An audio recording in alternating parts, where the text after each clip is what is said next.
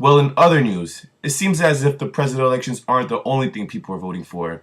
We have people giving their feedback to see if what Jesus said in the Bible is really true. We have reporter Jesse live at the scene. Take it away, Jesse. Good evening, ladies and gentlemen. Today we are about to witness the Jesus Seminar participants place their votes on whether they think what Jesus said what the Gospels actually quote him on saying.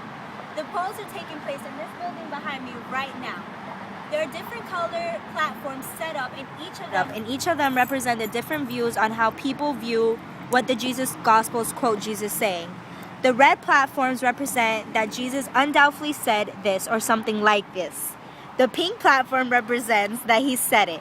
The green platform represents that he didn't say it, but the ideas are similar to his own. And a black platform represents that he didn't utter these words at all.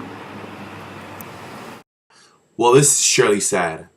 Sticking to the topic, we have Dr. Gregory Boyd live in the studio to answer a comment on Lee Strobel, author of The Case for Christ, questions concerning about Jesus, and also commenting on a group called the Jesus Seminar. The seminar is made up of 150 scholars who pretty much try to find out the truth of the historical Jesus. Here goes the interview.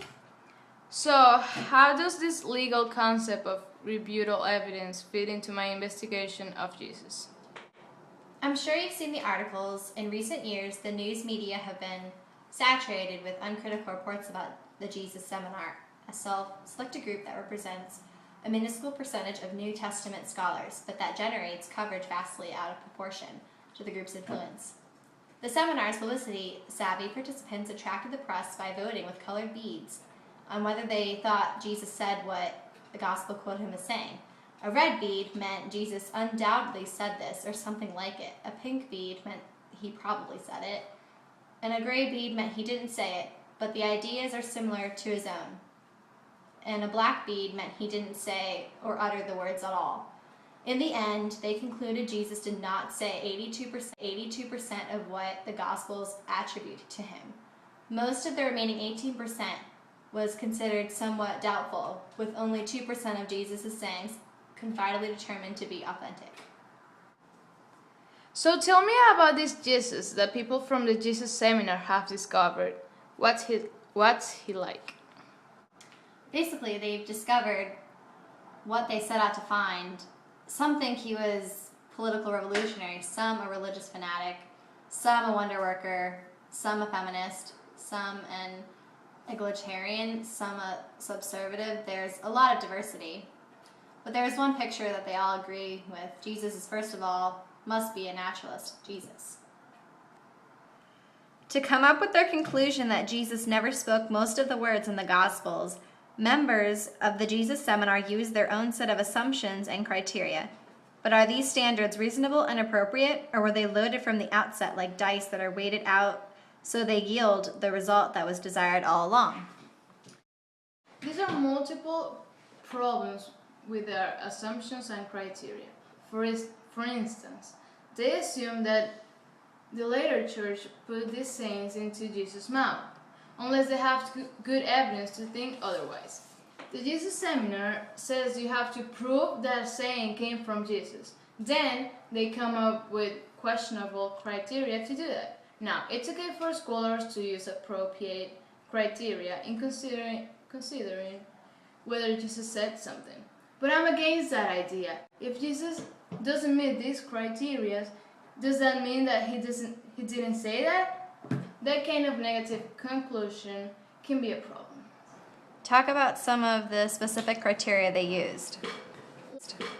One is called double dissimilarity. This means they can believe Jesus said something if it doesn't look something that a rabbi or later church would say. Otherwise, they assume it got into Gospels from a Jewish or Christian source. The obvious problem is that Jesus was Jewish and he founded the Christian church. So it wouldn't be surprising if he sounds Christian and Jewish.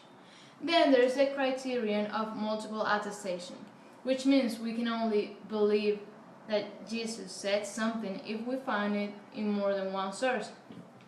Now, this can be helpful, but even when Jesus' sayings are found in 2 or 3 Gospels, they consider this as passing the multiple attestation criterion. If If a saying is found in Matthew, Mark, and Luke, they consider this as only one source. They say that Matthew and Luke use Mark in writing the Gospels. But there are a lot of scholars that doubt this theory. With this line of thinking, you can see why it's extremely difficult to prove multiple attestations. Okay, but you personally have faith that Jesus was resurrected, and maybe your faith taints your viewpoint too much. The Jesus Seminar paints itself as being unbiased quest for truth, as compared with religiously committed people who have a theological agenda. But that's not what's really going on. The participants of the Jesus Seminar bring a whole set of assumptions to their scholarship, which of course we all do to some degree. Their major assumption is that the Gospels are not even reliable. They conclude this because they don't believe that things like miracles are not historically likely. They say this is just not possible. That's naturalism, which says that for every effect in the natural world, there has to be a physical or natural cause. Yeah, but isn't that the way people typically live their lives? Are you saying we should be looking for supernatural explanations behind everything that takes place? Jesus is not part of the everything you're thinking about. Everyone would agree that you don't appeal to supernatural causes if you don't have to. But these scholars go beyond that.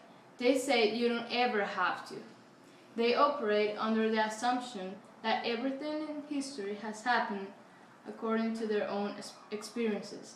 And since they've never experienced a miracle, they just don't believe in it.